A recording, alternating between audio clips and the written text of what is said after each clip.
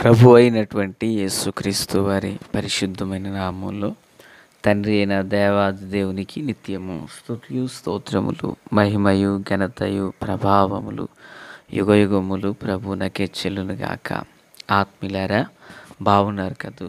మరో పర్యాయం మనం ఇలాగున కలిసి ప్రభువును స్తుతించు భాగ్యాన్ని మహాదేవుడు మనకు అనుగ్రహించున్నారు. దయగలిగిన ఆయన ఆత్మచేత సమభూమి గల దేశమున ప్రభు మనలను నడిపించునుగాక. ఆమేన్. నేటి దిన వాక్య ధ్యానమై నిర్గమాకాండము 18వ అధ్యాయము 6వ వచనము మొదలుకుని ప్రియులారా 10వ వచనం వరకును మనం ధ్యానం చేయబోతున్నాం. మూలవాక్యమై 8వ వచనం. తరువాత మోషే యెహోవా ఇశ్రాయేలీయుల కొరకు ఫరోకును ఐగుప్తీయులకును చేసినదంతయు త్రోవలో తమకు వచ్చిన కష్టము యావత్తును యెహోవా తమ్మును విడిపించిన సంగతియు తన మామతో వివరించి చెప్పెను. ప్రార్థన. తండ్రి దేవా స్తోత్రాలు. చదవబడి ఉన్న వాక్యం మీది. వినుచున్న వారందరూ మీ వారు. మీ దాసుడనైన నన్ను పూర్ణముగా మరుగు చేసి దైవస్వరమును వినిపింపచేయండి. రాకడ కొరకు రాజ్యం కొరకు సిద్ధం చేయండి. సియోనులో నుండి మీ కృపాహస్తం మాకు తోడయుండి నడిపించబడునుగాక. మేలు చేత నడిపించమని యేసయ్య మహోన్నతమైన నామంలోనికి ప్రార్థించిన మనవులన్నీ పొందియున్నామని నమ్ముచున్నాము మా పరమ తండ్రి. ఆమేన్. ప్రియులారా, బాగున్నారు కదూ? ఈ చదివినటువంటి వాక్య భాగంలో ఇశ్రాయేలీలకు వచ్చిన కష్టము నుండి దేవుడు విడిపించారు అన్న సంగతిని తన మామతో మోషే పంచుకున్న విధానాన్ని ఈ వచనాల్లో మనం చూస్తున్నాం.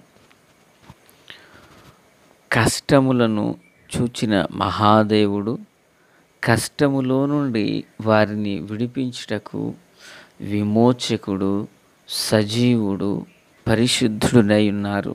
దేవునికి స్తోత్రం. ఇశ్రాయేలీలు ఐగుప్తు దేశము నుండి వారు బయలుదేరి వచ్చుచున్నప్పుడు త్రోవలో తమకు వచ్చిన కష్టము, త్రోవలో తమకు కలిగిన శ్రమను గూర్చి ఫరోతో ఇత్రోతో మోషే మాట్లాడుతూ ఉన్నారు.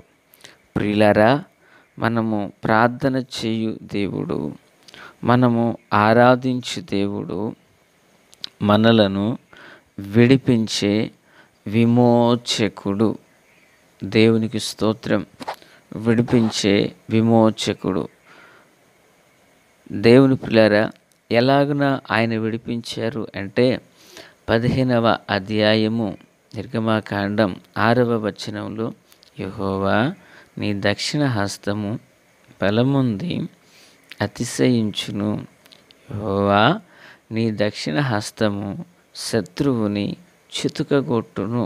దేవునికి స్తోత్రం.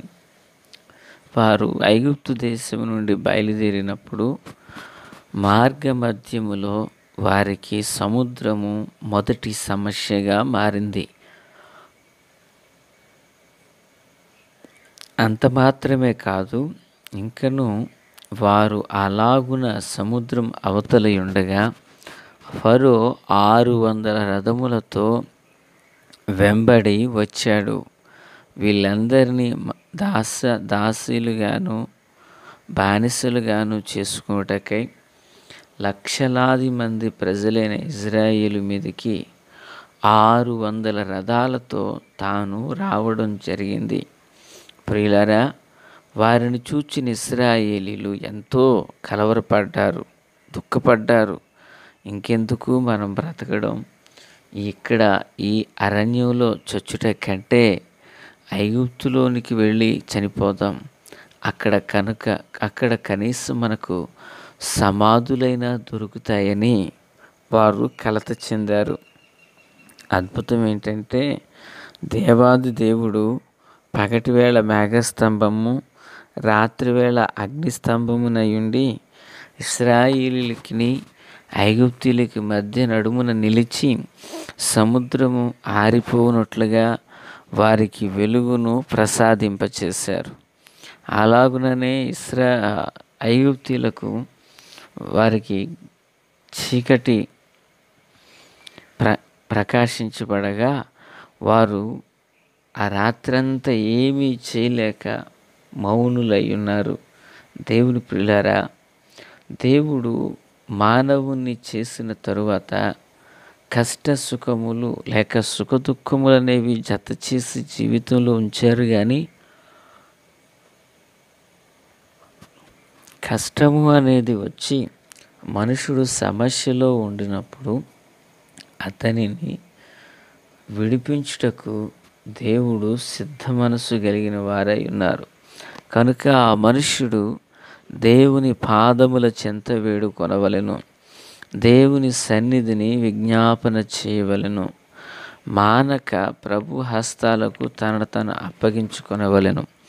అలాగున చేసిన ఎడల మహాదేవుడు తన కృపను బయలుపరుచు దేవుడునై ఉన్నారు. దేవునికి స్తోత్రం. ప్రియులారా, ఇంకను మోషే ఏమంటున్నాడంటే ఇజ్రాయేలుకి తమకు వచ్చిన కష్టములో నుండి దేవుడు విడిపించుటయే కాదు, ఐగుప్తీయులకు చేసినదంతయు ఇతరులతో పంచుకున్నాడంట. ఐగుప్తీయులకు ఏం చేశాడు ఆయన? చూడండి, ఇశ్రాయేలు ప్రజలు సముద్ర మార్గమున ఆరిన నేలను నడిచి వెళ్ళిపోతే ఐగుప్తీయుల బలమైన రథములు ఎర్ర సముద్రం యొక్క నీటిన మునిగి వారు శవములుగా తేలినట్లుగా చూస్తున్నాము. ఇవన్నిటిని ఇత్రోకి మోషే పంచుకున్నప్పుడు 10వ వచనంలో పిల్లరా ఇత్రో చేయమంటున్నాడు, మరియు ఇత్రో ఐగుప్తుల చేతిలో నుండి ఫరో చేతిలో నుండి మిమ్మును విడిపించి ఐగుప్తుల చేతి క్రింద నుండి ఈ ప్రజలను విడిపించిన యెహోవా స్తుతింపబడునుగాక అంటూ ప్రభువుని స్తుతిస్తూ ఉన్నారు. ఈ మాటలు వినుచున్నటువంటి ఆత్మీయులారా, ఐగుప్తీయుల చేతిలో నుండి ఇశ్రాయేలుని విడిపించి ఐగుప్తీయులు ఇశ్రాయేలు పెట్టుచున్న కష్టములో నుండి వారిని విమోచించిన మహాదేవుడు ఇదిగో ఈ సమయంలో మన మధ్యలో వాక్యరూపిగా ఆయన సంచరిస్తున్నారు. కష్టముల నుండి, సమస్యల నుండి, ఐగుప్తీయుల చేతిలో నుండి విమోచించిన విమోచకుడు పరిశుద్ధ తండ్రి ఆయన మన పక్షమున ఉన్నారు. రా, ఏ కష్టములో నీ ఉండినను, ఏ సమస్య చేత నీవు తరమబడుచుండినను, నీకు విరోధముగా ఒక గుంపు కూడియున్నను, మానక ప్రభు సన్నిధిని వేడుకుందాం. దేవునికి మహిమ కలుగునుగాక. నా చేతిలో నుండి మిమ్మును ఎవడు విడిపించగలడు అంటూ ఫరో ప్రగల్భాలు పలికాడు. అవి మాటలుగానే మిగిలిపోయాయి. అద్భుతం. వారే ఐగుప్తీయులు అంటారు, అయ్యా మీరు మా దేశం నుండి బయలు పొండి అంటూ మాట్లాడారు. దేవునికి స్తోత్రాలు. పిల్లరా, ఎంత గొప్ప దేవుడు! ఐగుప్తీయులను ఎవరైతే ఇశ్రాయేలీలను ఎవరైతే కష్టపెట్టారో ఆ కష్టపెట్టిన వారి యొద్ద నుండి కొంత బంగారాన్ని తీసుకుని ఐగుప్తును దోచుకున్నారని లేఖనం సెలవిస్తుంది. గోషెనులో ఉన్న ఇశ్రాయేలీలు ఐగుప్తును దోచుకున్నారని, వారిని ఇజ్రాయేళ్ల చేతికి దేవుడు అప్పగించారని లేఖనాలు చూస్తూ ఉన్నాం. కనుక ఆత్మీయులారా, నీ కష్టం ఎట్టిదైనా దాని నుండి విడిపించే మహాదేవుడు ఉన్నారు. ఆ ప్రభు పాదాల చెంత చేరిన వారమై కన్నీరు కార్చి జయము నొందుతుము గాక. తండ్రి దేవా స్తోత్రాలు. వాక్యము అందరి హృదయాలలో ఫలభరితం చేయండి. మీ దీవెన ఆశీర్వాదము దయచేయండి. నీతి సూర్యుని యొక్క ముఖకాంతి అందరిపై ప్రకాశించబడును గాక. కృప కాపుదల కనికరమును అనుగ్రహించి దాని చర్యలో తోడయుండమని యేసు నామమున ఆమేన్. Praise the lord.